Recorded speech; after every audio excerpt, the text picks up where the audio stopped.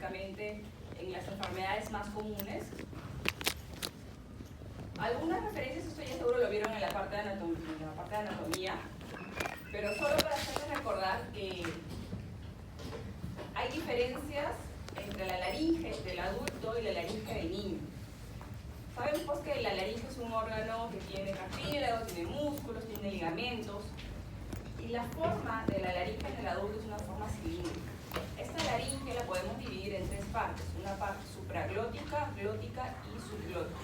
Cuando hablamos de glotis, hablamos a nivel de las cuerdas vocales, por ese espacio entre las cuerdas vocales. Por encima de las cuerdas vocales tenemos las bandas ventriculares, tenemos la epiglotis, hasta esa zona llegamos a la supraglotis. La subglotis vamos por debajo de las cuerdas vocales, donde tenemos la parte del cartílago cricoides. En el adulto, la forma de la laringe es una forma cilíndrica, como ven aquí, donde la parte más estrecha es justamente a nivel de las cuerdas vocales. Muy diferente la forma en el niño.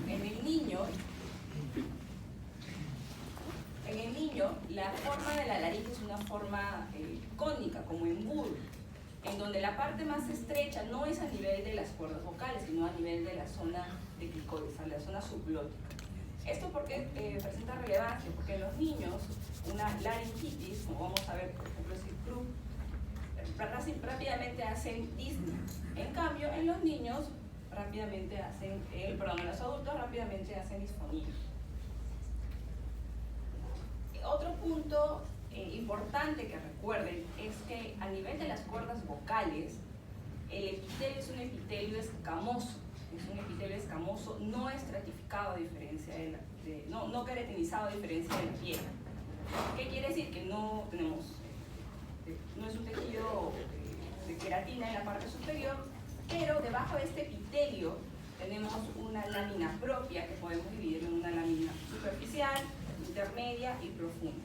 Y por debajo de esta lámina propia tenemos el músculo vocal, que es el músculo hivaritenaneo. Entonces las cuerdas vocales tienen músculo, y como cualquier músculo, si ustedes lo utilizan mucho, ese músculo se fatiga.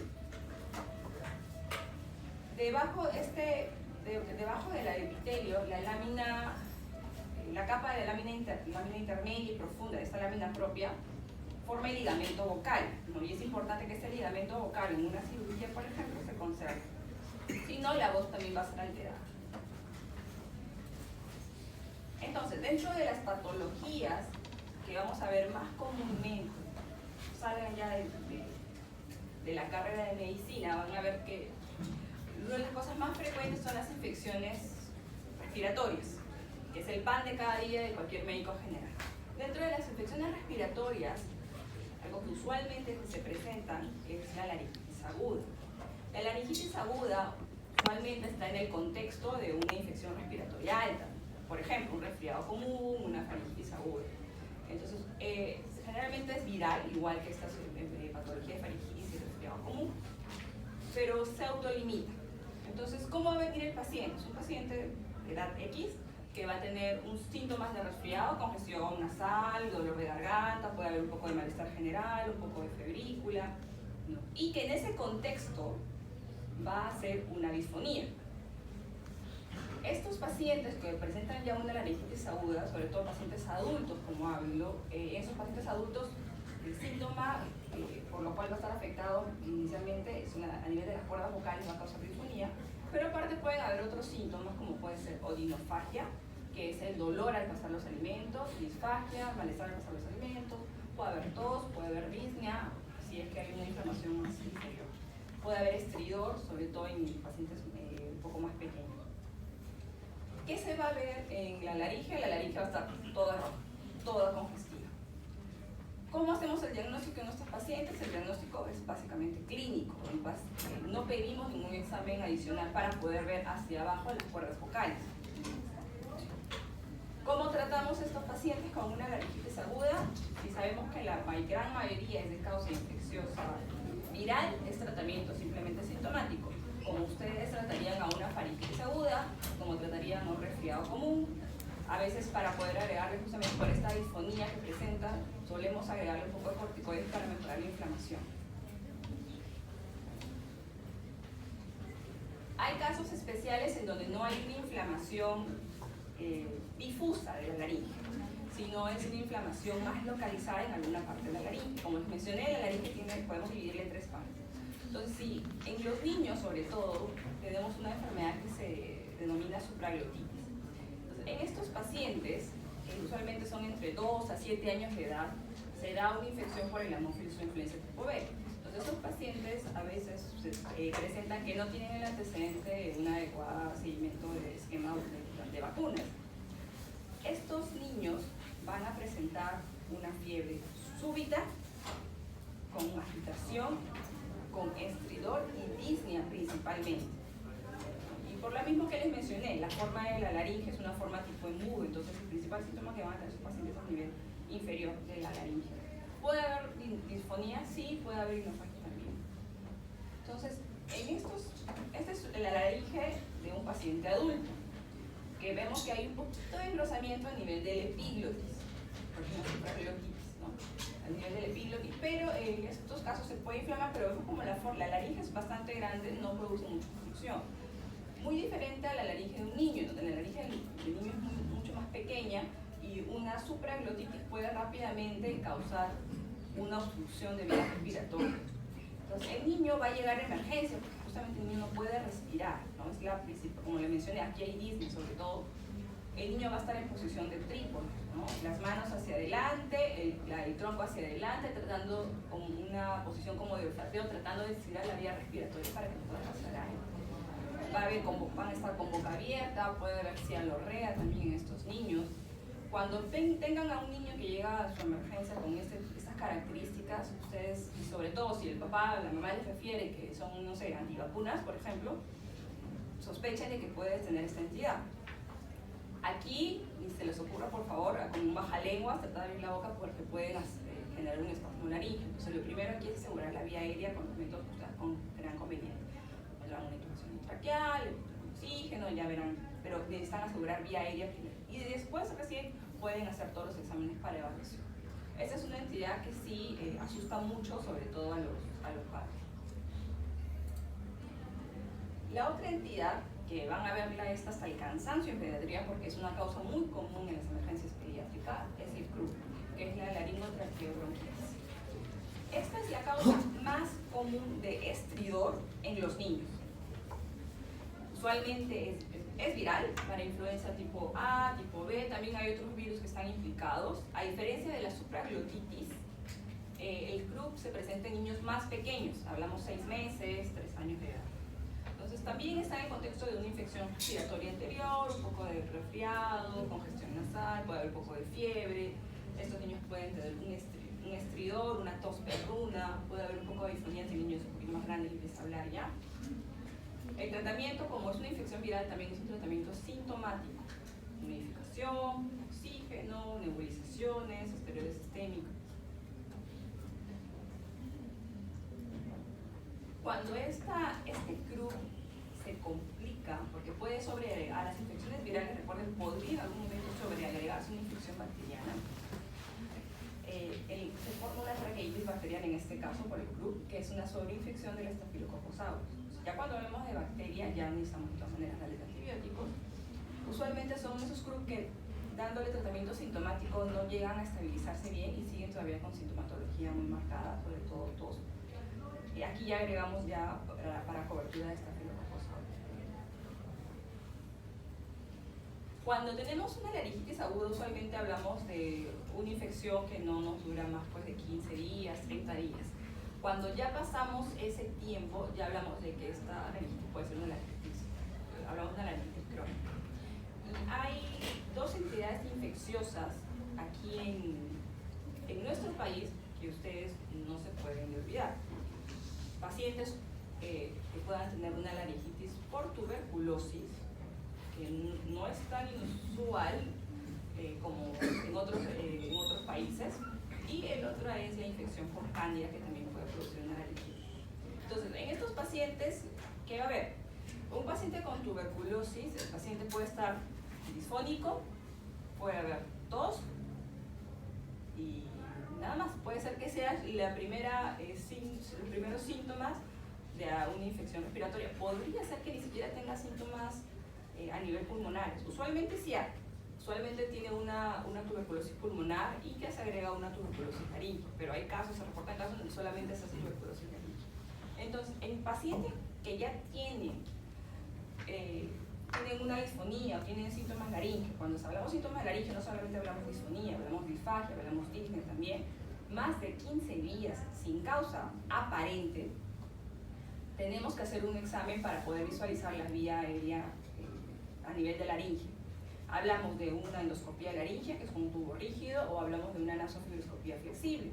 Pero bueno, los hospitales, me imagino, habrán podido ver algunos de estos procedimientos, pero aquí ya es cuándo pedir esos exámenes. Entonces, a partir de 15 días, más o menos, es cuando ya podemos solicitar uno de estos exámenes adicionales.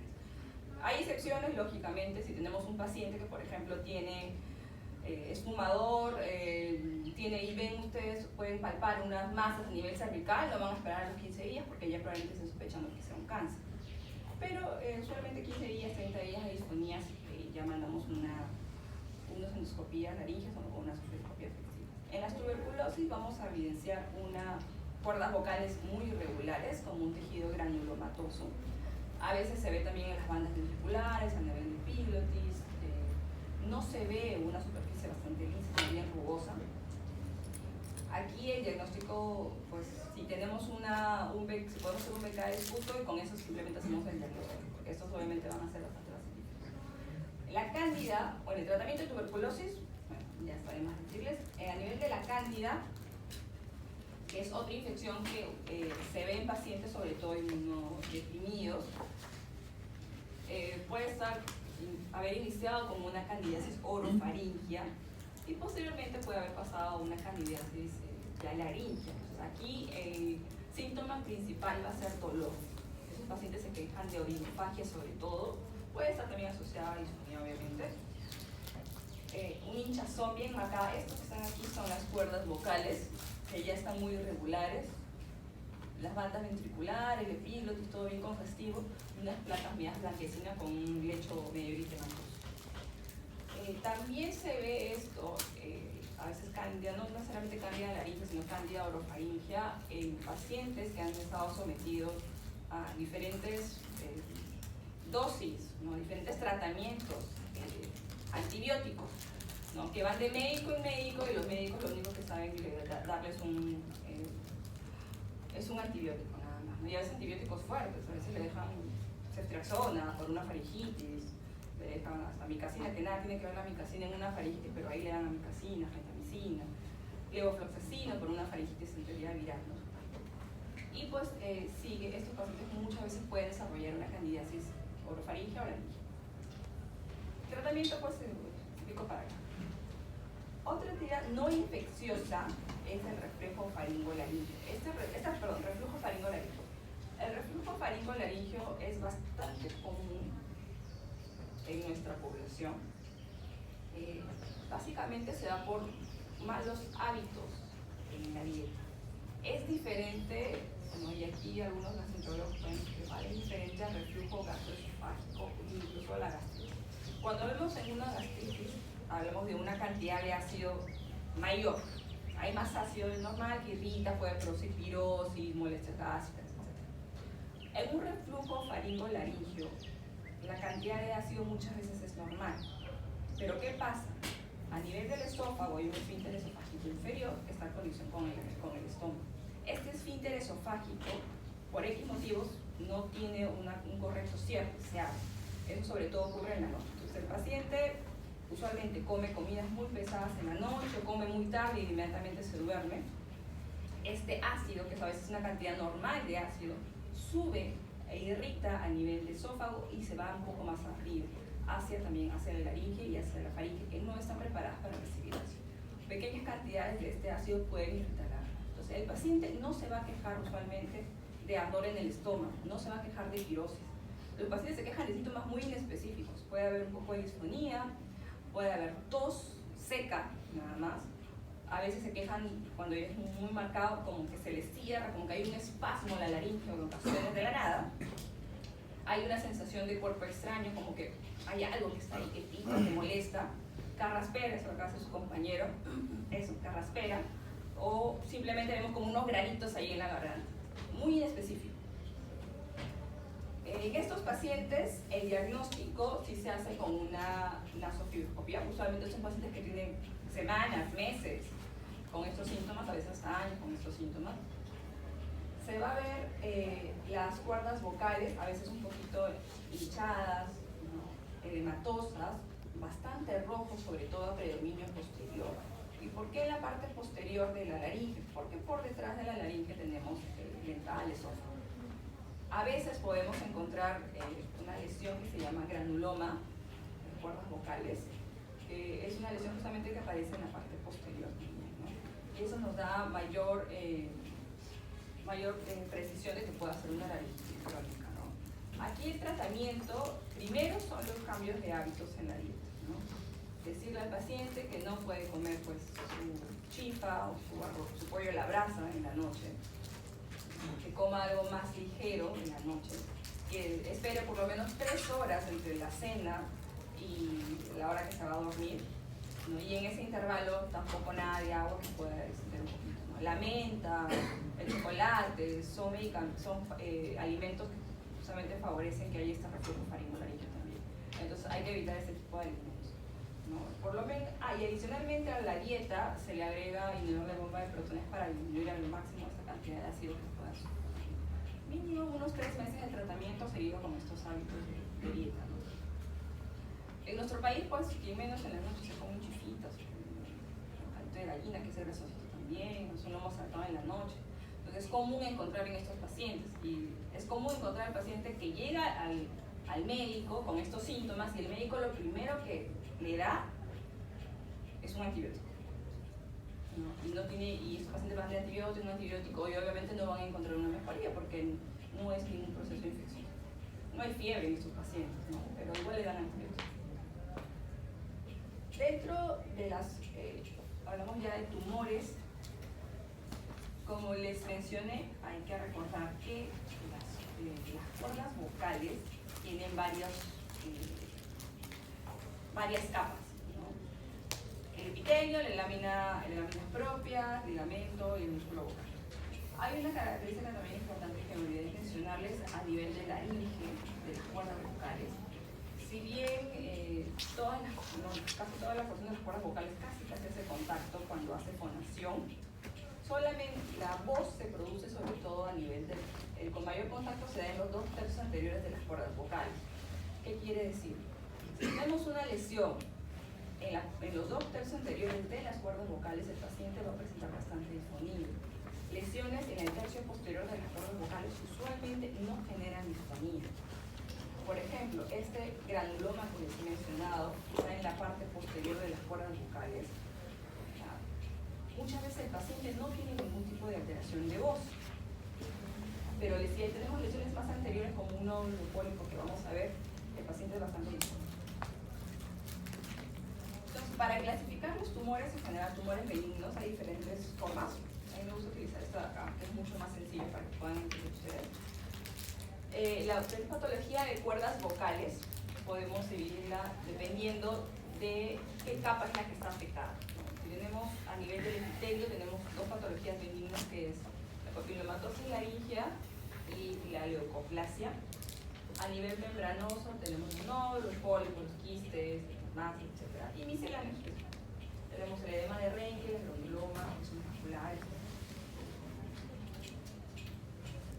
Las lesiones epiteliales son 2 que tienen que recordar: la papilomatosis laringea y la leucoplasia.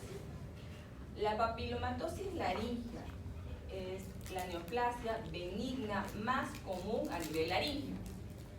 Es lo más común que va a encontrar en neoplasia. ¿Qué tan frecuente es? Ahí lo tiene, 4.3 en 1000 en niños, 1.8 por cada 100.000 adultos. Similar a lo que ocurre a nivel de papiloma, por ejemplo, a nivel de papilomatosis, a nivel de cervix, tenemos por el virus que se produce por el virus de papiloma humano. El 6 y el 11 usualmente son formas benignas, el 16, el 18 tienen riesgo de malignización. Entonces, esta patología tiene potencialmente transformación maligna. ¿Qué tanto mencionan entre 7 a 2% de riesgo de transformación maligna. La papilomatosis laringia, hablamos, en verdad es una papilomatosis respiratoria, porque no solamente podemos localizar esto a nivel de laringe. A veces en algún momento ustedes van a ver, abren la boca a un paciente, les ponen el bajalenguas y pueden evidenciar a veces unos papilomitas, que es un tejido así medio regular, a veces en la úvula o en el paladar. Eso es una papilomatosis, en ese caso oral. Este paciente podría tener otras lesiones papilomatosas en otra parte de la vía respiratoria, sí. Forma de transmisión de la papilomatosis laringia, ¿cómo llega hasta ahí el papiloma? Transmisión sexual, y en caso de niños, pues existe una transmisión también de tipo vertical. Se piensa que también existe una transmisión de tipo transplacentaria, porque niños que han pasado por cesárea llegan a tener también, algunos niños llegan a tener esa papilomatosis laringia. Esta es una infección, es una enfermedad que no tiene cura. Te contagias de papilomatosis laringia y se hace una papilomatosis respiratoria, vas a estar con eso toda tu vida. No hay cura para eso al momento. ¿Qué hacemos nosotros como médicos? Uno, primero, prevención. Tenemos la vacuna ya en nuestro país disponible del virus papiloma humano. Ustedes se pueden vacunar, sí se pueden vacunar, van a pagar nada más, pero pueden vacunarse.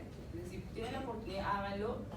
En el hospital donde yo trabajo tenemos muchos pacientes con papilomatosis laringia, pacientes que han contraído esta enfermedad desde que eran niños, han tenido 40, 50 cirugías, 60 cirugías en toda su vida por papilomatosis laringia. Cuando son más pequeños tienden a ser mucho más recidivas y tienden a ser mucho más agresivos las lesiones.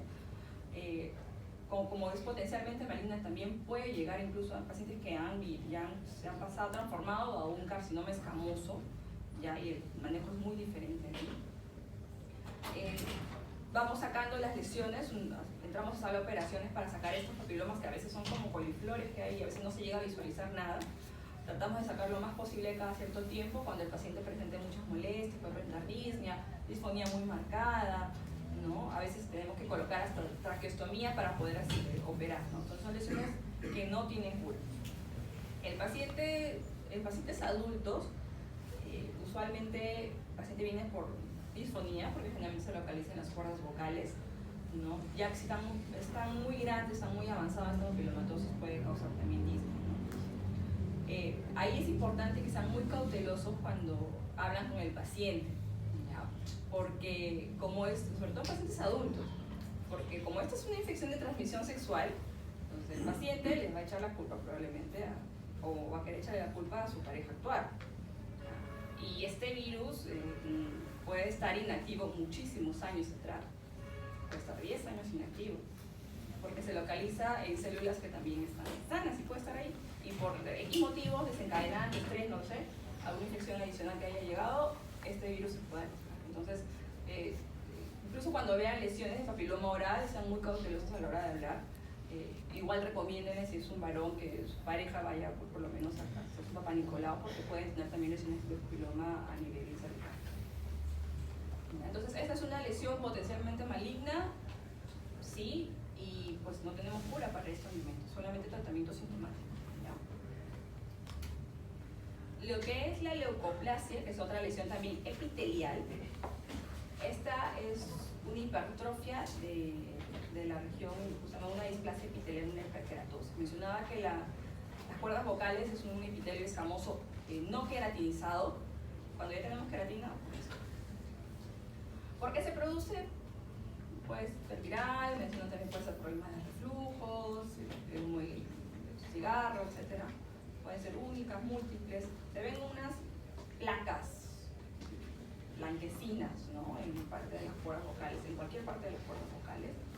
Esta leucoplasia también es una de las patologías de laringe que son benignas, pero que tiene un cierto riesgo de malignización, menos del 10%. Entonces, tenemos una lesión así, obviamente el paciente con esta lesión va a estar muy disfónico, vemos que está justo en las partes anteriores de las cuerdas vocales. Podemos evaluar, monitorizar o entrar a sala de operaciones a sacar una biopsia y ver de qué se trata. A veces estas lesiones terminan siendo un carcinoma escamoso, a veces siendo leucoplasia y en el futuro puede llegar a ser un carcinoma escamoso. Entonces, para llegar al diagnóstico, esto es por biopsia.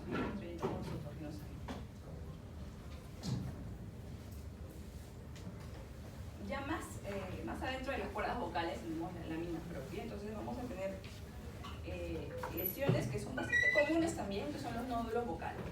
Entonces, los nódulos vocales, ¿cómo podríamos decirlo? Son como si fueran callos. Si uno a veces escribe mucho, a veces se forma un callito en los dedos a la hora que escribe, por el uso continuo. Si uno habla mucho y habla mal, también se forman como callos en este roce de las cuerdas vocales. Y como mencioné, la fonación se da en los dos tercios anteriores de las cuerdas vocales, por lo cual estos nódulos se van a formar en la parte anterior de las cuerdas vocales. Usualmente son simétricos, son bilaterales y simétricos, como ven aquí. Se produce en los adultos, se produce más en las mujeres, porque hablamos un poquito más, en los niños, porque gritan los dos ambos de la misma forma. Esto como es una lesión por abuso vocal, ¿no? ¿Quiénes hablan más también en general en las profesiones? Los vendedores, los profesores, ¿ya? Los que son cantantes aficionados también, porque cantantes profesionales llevan un entrenamiento adecuado. Claro, cantantes aficionados, cantantes de coro de iglesia o de karaoke, etc. En estos pacientes, este constante trauma, ¿no?, va a producir, ¿no?, estas lesiones como caídas, ¿no?, de forma como la causa es que el paciente no habla bien, entonces lo que hay que hacer es enseñar al paciente a hablar. ¿Cómo se hace eso? Mandarlo a terapia de voz. Soy un especialista, soy profesional que le enseña cómo tiene que hacer los ejercicios adecuados. La idea cuando, por ejemplo, yo ahorita estoy hablando, yo no estoy usando mucho, forzando mucho mi voz. Estoy tratando de proyectar mi voz adecuadamente para que me puedan escuchar, tratar de escuchar todos. Yo no tengo la voz muy fuerte, pero la idea justamente es que puedan proyectar y trato de hacer pausas respiratorias. Lo mismo se le enseña al paciente, ¿no? Tratar de que no hable de aquí, ¿no? Porque utiliza a veces músculos accesorios de la faringe para poder hablar, ¿no? Y, por ejemplo, trabajadores de call center que están 8 horas hablando y tienen que producir, porque si no, no llegan a su cuota, tienen que hablar mucho. Pacientes que son profesores que están enseñando en el colegio en la mañana y en la tarde siguen enseñando clases particulares, ¿no? Estos pacientes van a hacer bastantes nódulos de cuerdas vocales. Entonces tengan presente esto. El paciente no va a tener fiebre, no va a tener malestar general, ¿no? Obviamente no le van a dar antibióticos porque van a saber que no es una infección. Usualmente son pacientes que tienen meses, si no años, que están con esta disfonía que usualmente mejora cuando están los fines de semana, cuando reposan, cuando se van de vacaciones. La voz les mejora porque ya no están hablando tan constantemente. Entonces, el tratamiento inicial en estos pacientes es terapia de voz. ¿Cuándo entramos a operar? Cuando la terapia de voz falla o cuando pensamos pues, de que puede hacer otra patología que a veces se confunde, que son los quistes también de cuerda vocal. ¿Qué son estos, no?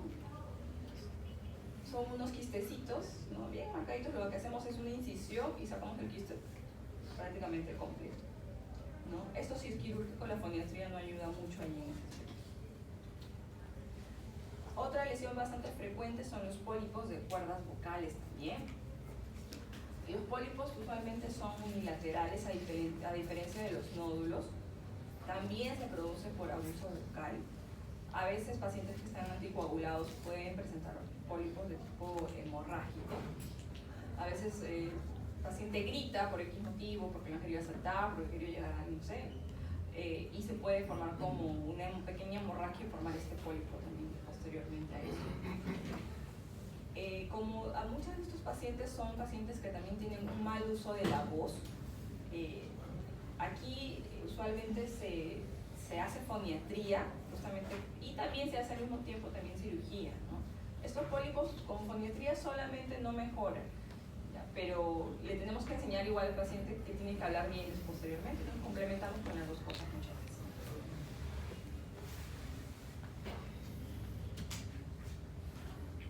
A veces se forman como una reacción reactiva en la cuerda vocal también. Aquí el tratamiento puede ser la lesión primaria que es lo que está causando, ¿no? Si hay un lado hay un quiste y el otro lado es como un engrosamiento de la cuerda vocal, tratamos el quiste y esto va bajando. Tenemos otras lesiones ya las misceláneas, que por ejemplo tenemos el edema de Reinke, que es una hinchazón de las cuerdas vocales, ¿no? Puede ser un poquito, no tan marcado, puede ser mucho más marcado y hay severo, que es un pólipo ahí que está prácticamente. En estos pacientes, el edema de Reinke se produce por una irritación crónica. La mayoría de estos pacientes son pacientes fumadores, ¿ya? Casi el 97%, y también mujeres, ¿ya? Mujeres de edad media. Entonces, en estos pacientes, como el irritante que es el cigarro sigue ahí todavía, si uno le hace terapia de voz, que usualmente es el tratamiento inicial en etapas tempranas, como esta, y ya llegamos así, cuando tenemos unas lesiones tan grandes como esta, ya hacemos cirugía. Si no le quitamos el cigarro, va a estar con el mismo efecto y van a regresar el edema de Reinke nuevamente. ¿Ya? Entonces, el tratamiento aquí es primero foniatría, quitar el cigarro de todas maneras, tratamiento quirúrgico cuando ya está muy avanzado o no mejora con foniatría. Tenemos el granuloma de cuerdas vocales, que les mencioné en la laringitis crónica, no solamente se produce en esta enfermedad. Esto se da en el tercio posterior de las cuerdas vocales. Como mencionaba, cuando está en el tercio posterior la voz puede ser normal, el paciente puede ser no tener disfonía, pero puede tener como que hay algo incómodo ahí en la garganta, como una sensación de cuerpo extraño muchas veces. Usualmente son varones que tienen esta enfermedad y se da por cualquier trauma, no se puede ser por reflujo a nivel de las cuerdas vocales en la parte posterior, pero también se da en pacientes que han estado posintubados, o cirugías largas o intubaciones muy largas de vías de duración, por la presión que hace el tubo endotraqueal justamente en la parte posterior de las cuerdas vocales. Aquí el manejo es el tratamiento de inicio, ¿no? De la causa. Si pensamos que es un reflujo y hay una irritación adyacente, empezamos a tratar el reflujo y estos granulomas, ¿verdad?, desaparecen en 2 meses, es increíble. Pero si es, por ejemplo, tenemos un antecedente de una intubación, eso no va a desaparecer. Por ende ya llegamos ahí a un tipo de cirugía. A veces estos parecen granulomas y terminan siendo cáncer, terminan siendo carcinomas. ¿Ya? Pero este granuloma no es una lesión potencialmente maligna. Lo que pasa es que era un carcinoma que parecía un granuloma, pero no es que el granuloma se haya convertido en un cáncer. Ya es muy diferente a la papilomatosis o la leucoplasia. Cuando sospechamos que puede ser un cáncer, de todas maneras hacemos una biopsia para estar seguros. Hay otras lesiones saculares, laringoceles, laringopioceles, quistes saculares, que usualmente son congénitos y lo van a ver sobre todo en pediatría, entonces no les quiero ahí tocar mejor. Hay otras lesiones adicionales de todo en laringe, ¿ya? Hay amiloidosis, tenemos hemangiomas, rhabdomiomas, lipomas, condromas, todo lo que se puedan imaginar. Pero lo más frecuente es lo que les estaba mencionando anteriormente. ¿Ya? Entonces, solo para que sepan pues, que tenemos otro tipo de tumores. Aquí el diagnóstico pues, lo hacemos tomográficamente, nos apoyamos también, obviamente con la biopsia también, ¿no? Y pues el tratamiento ya va a variar dependiendo de qué es lo que encontremos. Aquí en el cáncer de laringe, sí quiero que se presten bastante atención porque si lo podemos identificar tempranamente, tiene una muy alta tasa de curación. Entonces, y muchos de estos pacientes, al primer sitio que van a llegar es con el médico general. ¿Por qué? Porque muchos de estos pacientes van a referir disfonía, pues, y van a pensar a veces que es una infección respiratoria, ¿no? Una laringitis aguda que tiene 3 meses. Entonces, en el cáncer de laringe, casi la tercera parte de estos pacientes mueren y mayormente se da en pacientes varones. Usualmente se da entre la 6ª, 7ª década de la vida. Y de todos los cánceres de laringe, el más frecuente es el carcinoma de células escamosas o o el carcinoma epidermoide, lo mismo, ya es el 85 y 95% de los pacientes. Por eso me voy a centrar solamente en el carcinoma escamoso de laringe. Hay varios factores de riesgo. Los más importantes y los cuales ustedes no se pueden olvidar, que son factores de riesgo, ya están comprobados que justamente están muy relacionados a lo que es cáncer de laringe, células escamosas. Tenemos el tabaco y el alcohol y algún antecedente de algún cáncer de células escamosas en cualquier otra parte de cabeza y cuello. Ya, hay pacientes que dicen, yo he sido fumador de una cajetilla diaria desde los 18 años hasta los 30 años de edad, ¿ya? Y ahora tiene 34 años de edad. Ya dejé de fumar hace 4 años, más o menos 5 años, pero yo fumaba una cajetilla. Bueno, ¿tiene todavía el efecto del cigarro? ¿Cuántos años tienen que pasar? Y seguro lo han visto en algún 10 años. Entonces 10 años para el efecto del cigarro se vaya del cuerpo. No solamente produce cáncer del pulmón, tenemos cáncer de laringe y es relativamente frecuente. Ya, y es, como lo mencionaba, la tercera parte de estos pacientes mueren porque les hace un diagnóstico muchas veces tardío. Ya, entonces el paciente todavía sigue con el efecto del cigarro.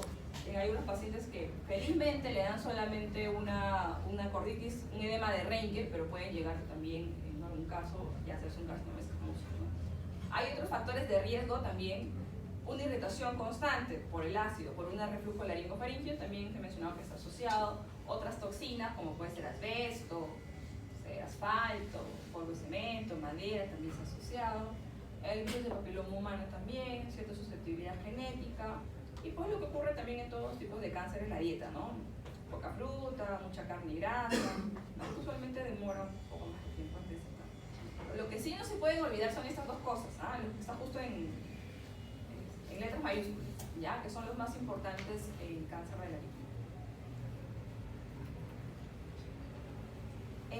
laringe.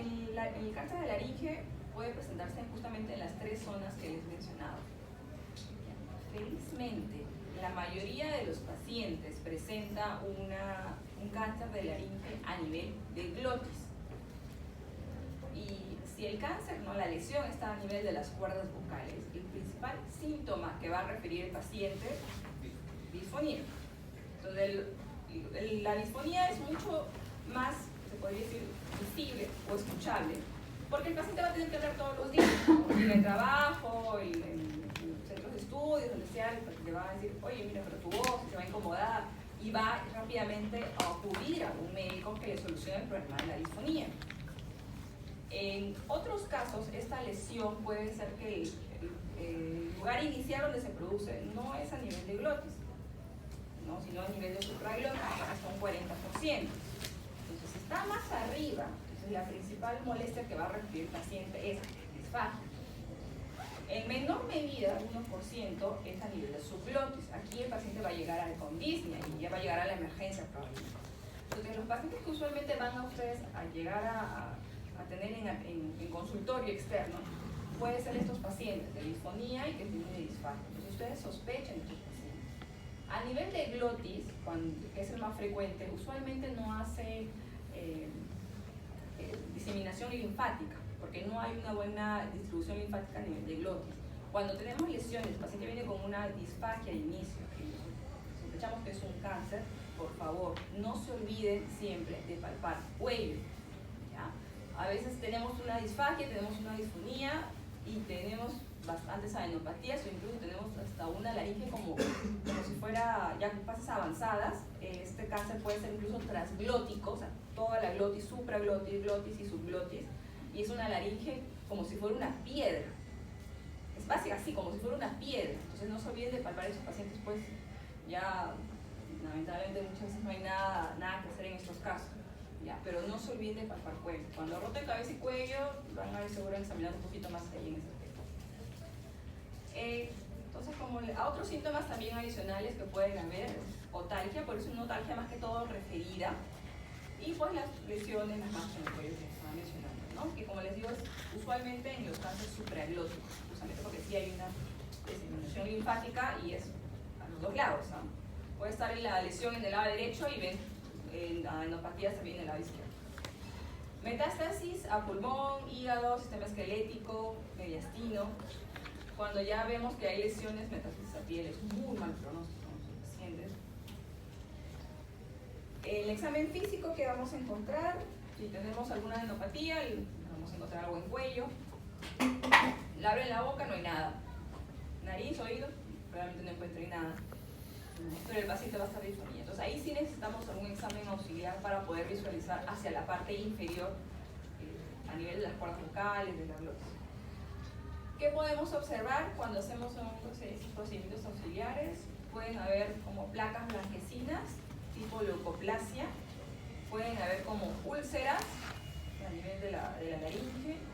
Pueden haber lesiones como medias papilomatosas, que al final parece papiloma y termina siendo un cáncer, ¿no? Pero vemos alguna lesión de esas que les he mencionado, ¿no? Podemos encontrar ya en fases avanzadas que la cuerda vocal ya no se mueve, ahí es un estadio un poco más grande, un poco más serio. En estos casos, pues aquí tenemos que entrar con hacer una biopsia y ver efectivamente de qué se trata. Pues hacemos un estadiaje, tomografía, ¿no? Resonancia para ver pequeños glandos en los casos, ecografía si quieren ver específicamente una sonografía, ¿no? Recuerden que la inserción de las cuerdas vocales está justo a nivel del cartílago tiroides. Entonces, esta lesión de cáncer puede invadir hacia adelante, hacia el cartílago tiroides. Entonces, también eso lo vemos en las tomografías. El estadiaje, TNM, conocido. Entonces, el estadiaje tenemos tres estadios de cáncer de laringe, que son las más famosas. Estadio 1 y 2, que son los más tempranos. Y lo que quiero que vean que es la tasa de curación que tienen estos estadios.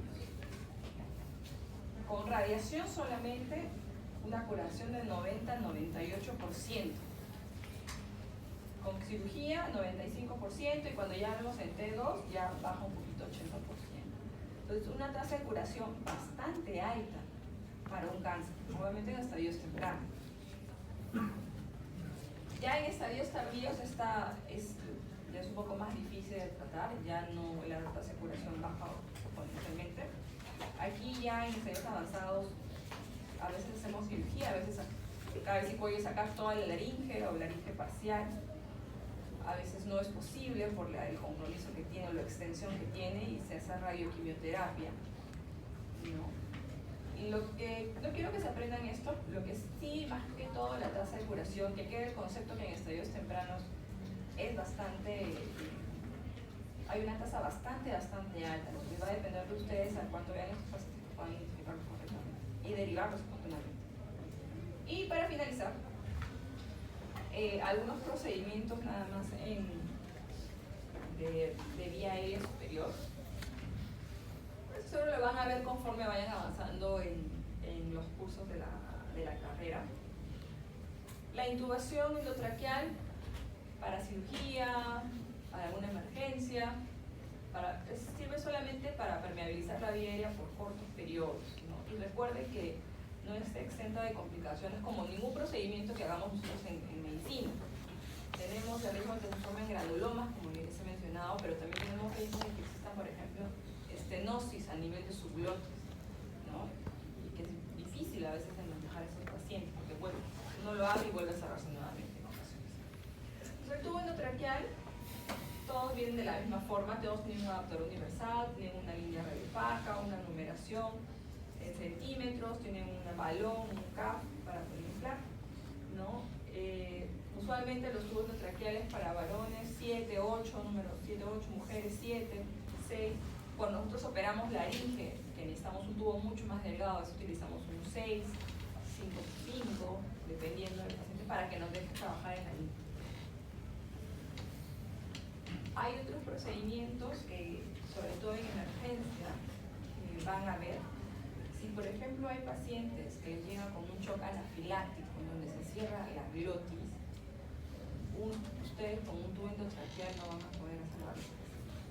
entonces necesitan otro procedimiento que bypassee a nivel del glotis, que les mencioné que era el centro más estrecho a nivel de la laringe, de la vía aérea, y van a tener pues que aperturar por otros sitios. Entonces, por debajo de eso tenemos el hueso hioides, este es el cartílago tiroides. A este nivel están las cuerdas vocales. Por debajo tenemos el cartílago cricoides y por debajo ya tenemos la tráquea. Entre el cartílago tiroides y el cricoides tenemos una membrana cricotiroidea. Esta es una membrana mediante la cual podemos hacer una incisión y hacer una cricotirotomía de emergencia. Y por ahí, por ejemplo, podemos colocar un tubo a veces no tienen todos los elementos para poder hacer una traqueostomía, pero podrían ingresar por esta zona.